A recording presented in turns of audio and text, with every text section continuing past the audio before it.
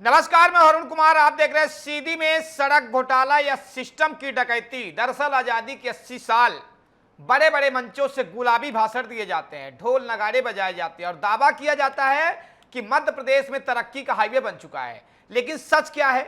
सच ये है कि सड़कों के नाम पर जनता की गाड़ी कमाई के लाखों करोड़ों रुपए सड़कों पर नहीं बिछते, बल्कि भ्रष्ट अफसरों, बेपरवाह जनप्रतिनिधियों और ठेकेदारों की जेबों में सीधे कमीशन की डकैती बनकर चले जाते हैं।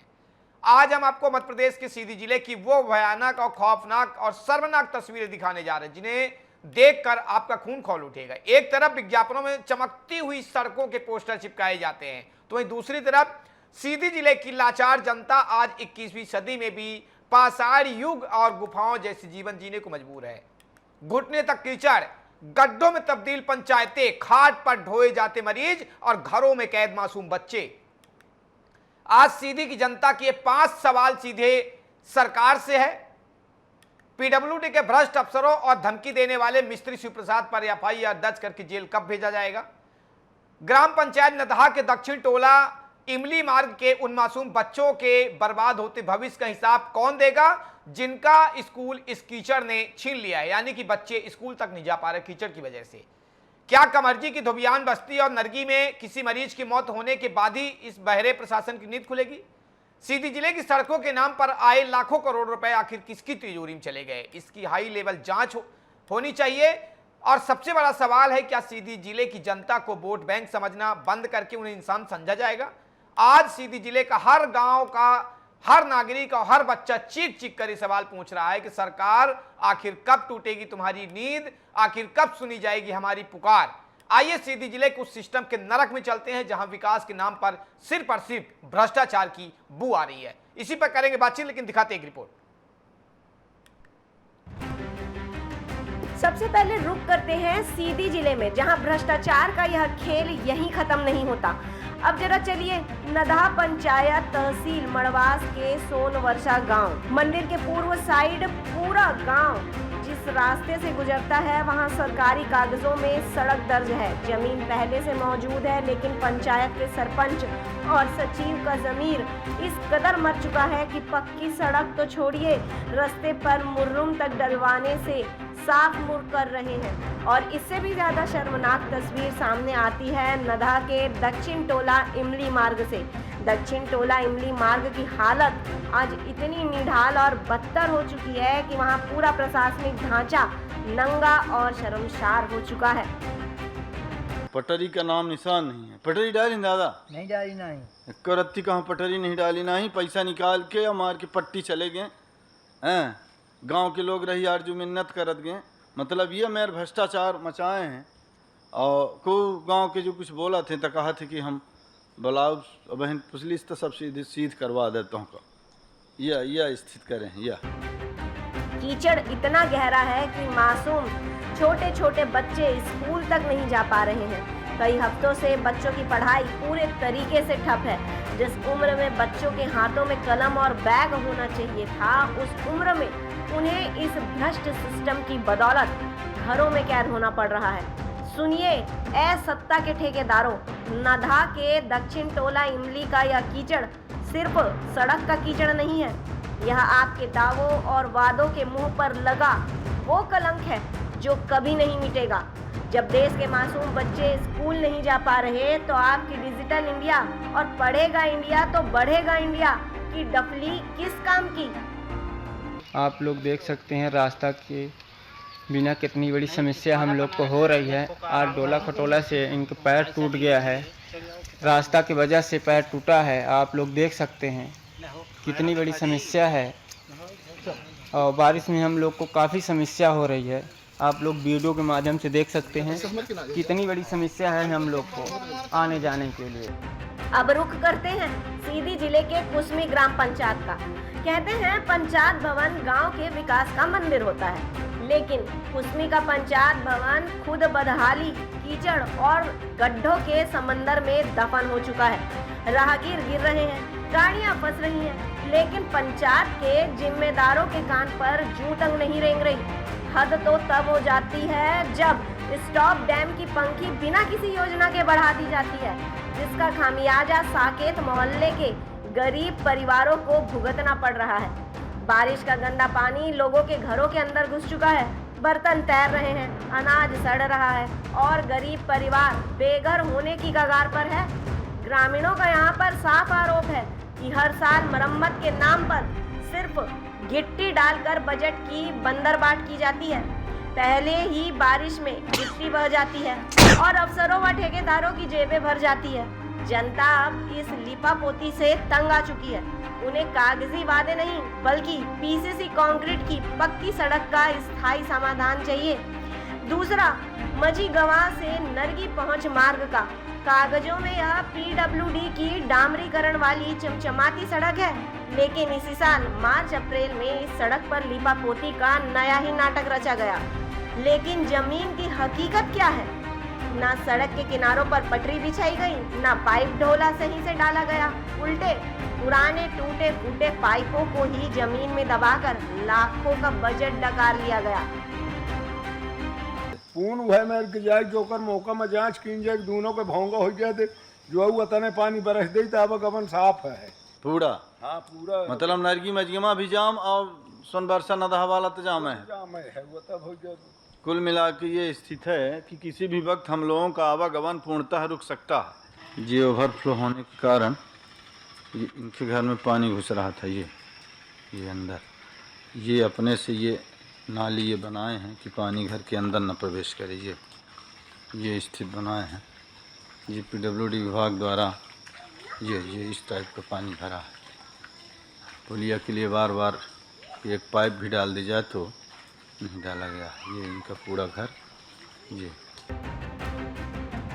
जब गांव के जागरूक ग्रामीणों ने इसे महा घोटाले और घटिया काम का विरोध किया तो पीडब्ल्यूडी के मिस्त्री शिव प्रसाद ने अपनी नाकामी छुपाने के लिए उल्टे ग्रामीणों को पुलिस और थाने की धमकी दे डाली। पुलिस का खौफ दिखाकर रातों रात एक घटिया कच्चा ढोला ढाल दिया गया, जो पहली ही बारिश के पानी में ताश के पत्तों की तरह ढह गया और पूरी सड़क दलदल में तब्दील हो गई। यह कोई मामूली रास्ता नहीं है। यह महखोर हायर सेकेंडरी स्कूल जाने वाला 50 से भी ज्यादा मजदूर और मासूम बच्चों की जिंदगी और भविष्य का रास्ता है।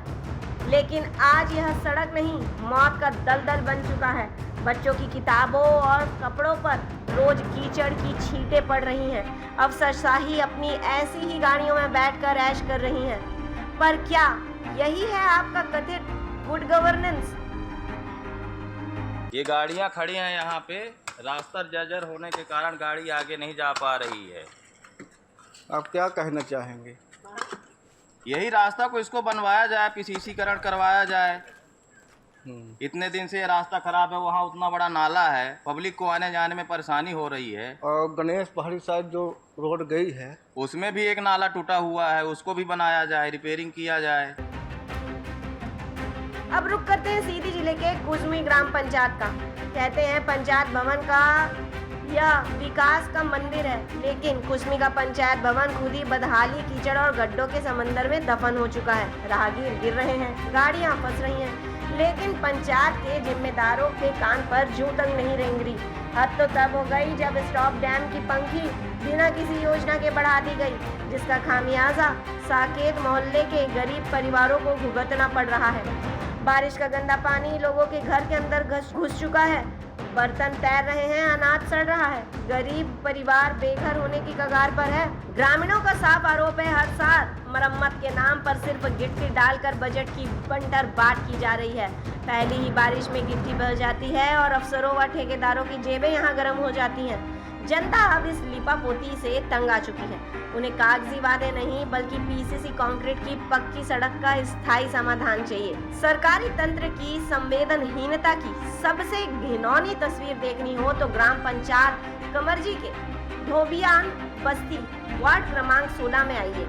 सीधी मऊगंज मेन रोड से महज 600 मीटर की दूरी पर बसी इस बस्ती के 200 लोग आजादी के 80 साल बाद भी 1-1 मीटर पक्की सड़क के लिए तरस रहे हैं। छोटे छोटे बच्चों को रोज अपनी जान हथेली पर रखकर बाण सागर नहर पार करके स्कूल जाना पड़ता है।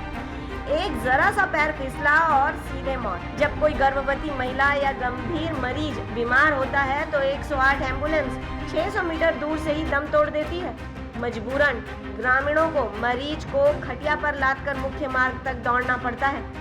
3 साल पहले रामजी साहू और अन्य ग्रामीणों ने कलेक्टर, तहसीलदार से लेकर सरपंच तक के चक्कर काटे। बाणसागर नहर विभाग से सड़क की एनओसी भी मिल गई, लेकिन पंचायत स्तर पर बजट का रोना रोकर 200 लोगों की जिंदगी को यहाँ पर नरक बना दिया गया। नरगी गांव की जनता लाचार है, सोनवर्षा के लोग बेबस हैं, नदा के बच्चे घरों में कैद हैं, कुसमी पानी में डूब रहा है और कमरजी के लोग खाट पर मरीज ढोने को मजबूर हैं। ग्रामीणों ने विधायक जी का दरवाजा खटखटाया, कोई सुनवाई नहीं हुई। सांसद जी के पास गए तो सिर्फ कोरा और झूठा आश्वासन मिला। सरपंच के पास पहुंचे तो बेशर्मी से जवाब मिला कि फंड में सिर्फ 3 से 4 हजार रुपए बचे हैं। यानी विधायक, सांसद, सरपंच और अफसरशाही सब ने मिलकर सीधी जिले की जनता को मारने के लिए लवारिस छोड़ दिया है। आज सीधी की जनता के ये 5 तीखे सवाल सीधी स्पष्ट भाषा में मोहन सरकार के सामने है। पीडब्ल्यूडी के भ्रष्ट अफसरों और धमकी देने वाली मिस्त्री शिव प्रसाद पर एफआईआर दर्ज करके जेल कब भेजा जाएगा? दूसरा, नदहा के दक्षिण टोला इमली मार्ग के उन मासूम बच्चों के बर्बाद होते भविष्य का हिसाब कौन देगा जिनका स्कूल इस कीचड़ ने छीन लिया? तीसरा, क्या कमरजी की धोबियान बस्ती और नरगी में किसी मरीज की मौत होने के बाद ही इस बहरे प्रशासन की नींद खुलेगी? चौथा, सीधी जिले की सड़कों के नाम पर आए लाखों करोड़ रुपए आखिर किसकी तिजोरी में गए? इसकी हाई लेवल जांच कब होगी? और पांचवा, क्या सीधी जिले की जनता को वोट बैंक समझना बंद करके उन्हें इंसान समझा जाएगा? मोहन सरकार, अब भाषणों, विज्ञापनों और बैठकों का वक्त खत्म हो चुका है। सीधी जिले की यह आक्रोशित जनता अब बहाने नहीं, जमीन पर पक्की सड़क और भ्रष्टाचारियों पर बुलडोजर जैसी कार्यवाही देखना चाहती है।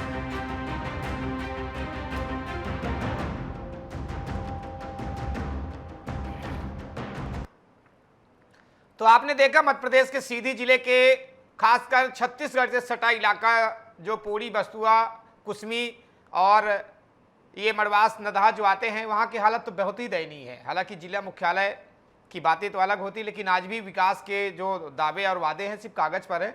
इस पूरे मामले में जानकारी के लिए हमारे संवाददाता राजू गुप्ता हमारे साथ सीधी लाइव जुड़ चुके हैं। राजू, मड़वास तहसील का नदहा ग्राम पंचायत काफी चर्चित ग्राम पंचायत है, लगातार वहां दावे और वादे दिखाए गए, बड़े बड़े सड़कें भी हम तस्वीर में देख रहे थे। स्कूली बच्चों के स्कूल जाना बंद हो गया है। दक्षिण टोला जो इमली तक रोड जाती है बदहाल में है, बच्चे स्कूल नहीं जा पा रहे। क्या कर रहा प्रशासन वहां पे, क्या कुछ कार्रवाई हो रही है?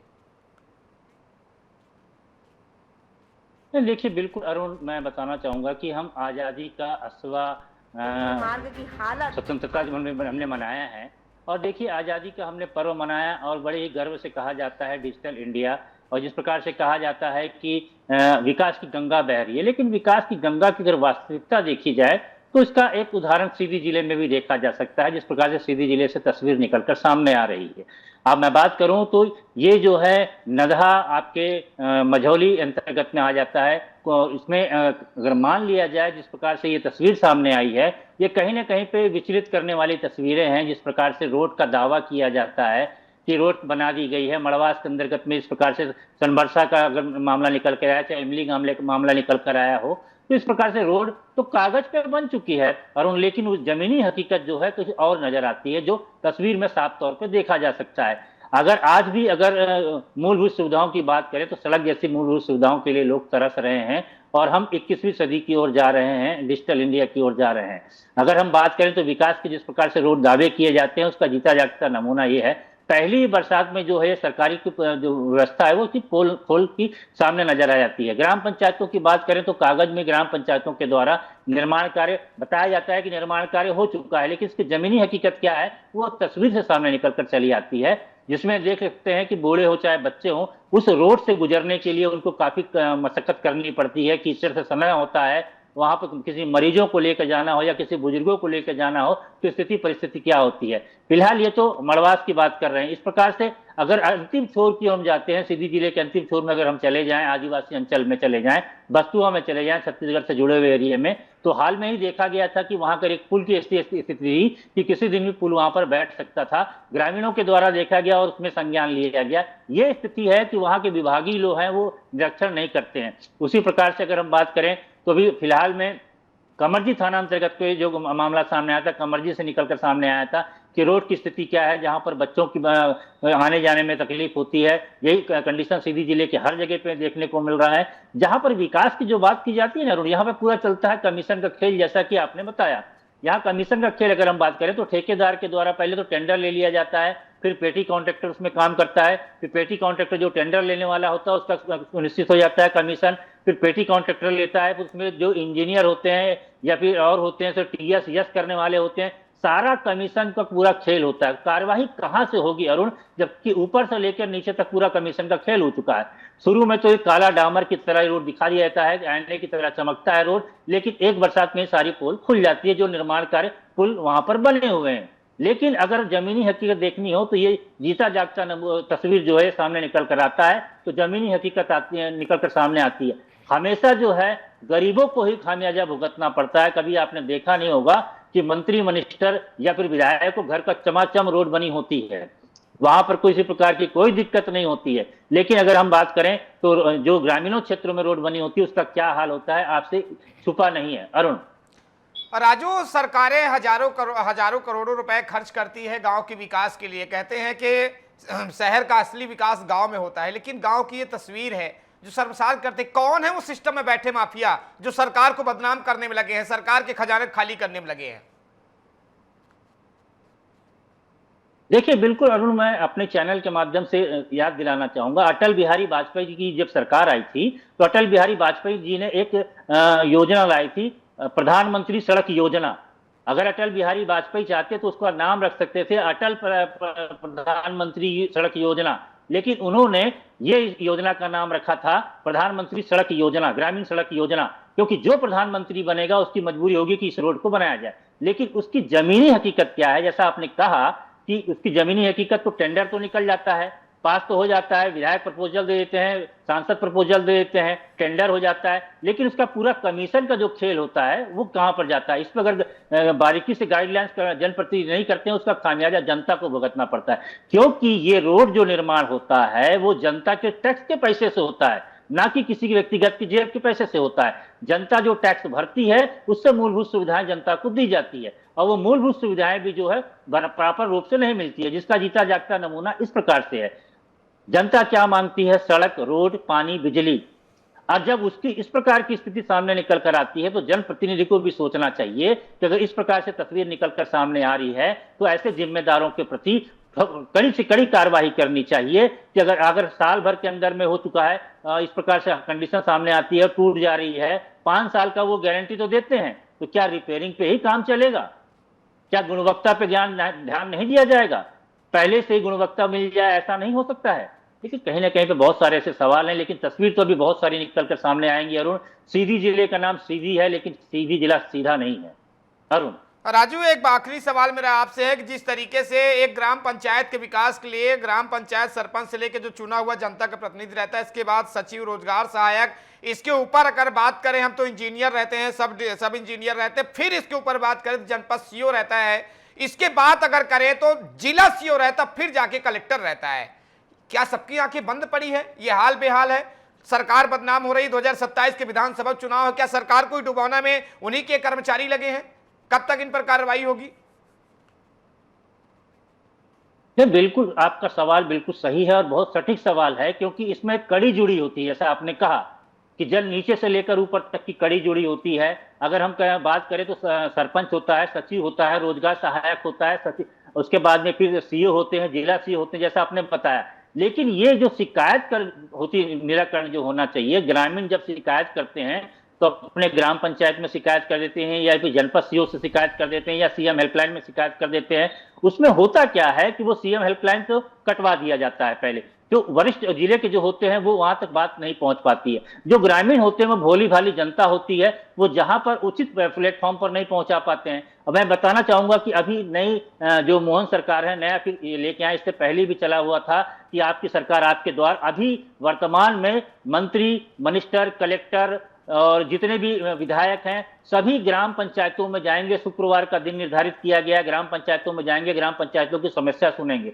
लेकिन मेरा सवाल हमारे चैनल के माध्यम से उन जनप्रतिनिधियों से और अधिकारियों से है कि अगर ये शिकायत मिलने के बावजूद भी उसका निराकरण नहीं होता है और बार बार इस कैंप को लगाना पड़ता है, तो अंदाजा लगाया जा सकता है कि ये योजना जो चलाई जा रही है कि आपकी सरकार आपके द्वार या फिर मोहन सरकार के द्वारा जो योजना चलाई जाती है, इसकी जमीनी हकीकत क्या है, कहीं ना कहीं पे सोचने का विषय है। वर्तमान समय पे जिले कलेक्टर जो है हर ग्राम पंचायतों में जा रहे हैं, जन सुनवाई पे सुनने जा रहे हैं, लेकिन आवेदन की संख्या कम नहीं हो रही है।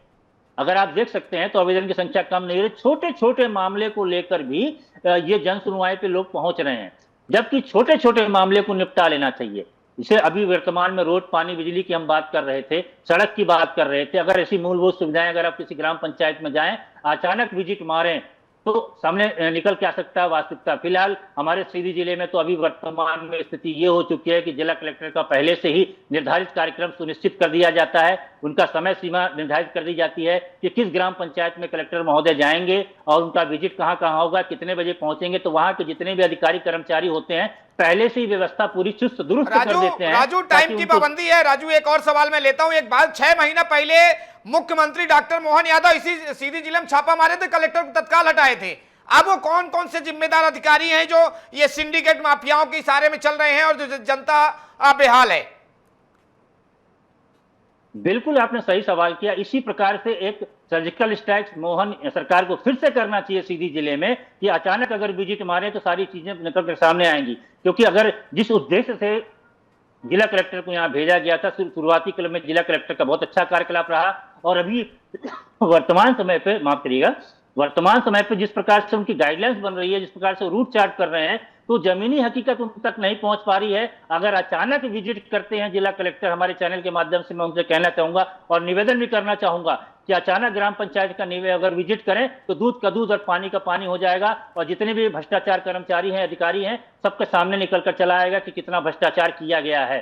अरुण, शुक्रिया राजू, हमसे जुड़ने के लिए, तमाम जानकारी साझा करने के लिए। तो मध्य प्रदेश के सीधी जिले के हाल है। हालांकि जिम्मेदार अधिकारी जब निरीक्षण करने जाते हैं तो बहुत पहले से वहां मिट्टी की परतें बिछाई जाती, बाकायदे बढ़िया टेंट और बिस्लरी का पानी रखा जाता है ताकि अधिकारियों को भनक भी ना लगे। और अधिकारियों के अगल बगल वही चमचे रहते हैं जो शिकायतों के नाम पर पहले ही बंदर बांट करके उसी कुंडली मार के बैठे हैं। जो जिम्मेदार करप्ट होते हैं वही पहले घेर के रखते हैं, ताकि या कि फिर यहाँ पे इस करप्शन में सवाल दो ही है, या कि जनता सीधे कलेक्टर तक नहीं पहुंच पा रही है, कलेक्टर जनता तक नहीं पहुंच पा रहे। बीच के सिंडिकेट जो माफिया है, करप्शन घोटालेबाज जो है, वो बीच में ही सब दबा जाते हैं। बहरहाल इस बुलेटिन में इतना ही। आप देखते रहिए DN News Plus। नमस्कार।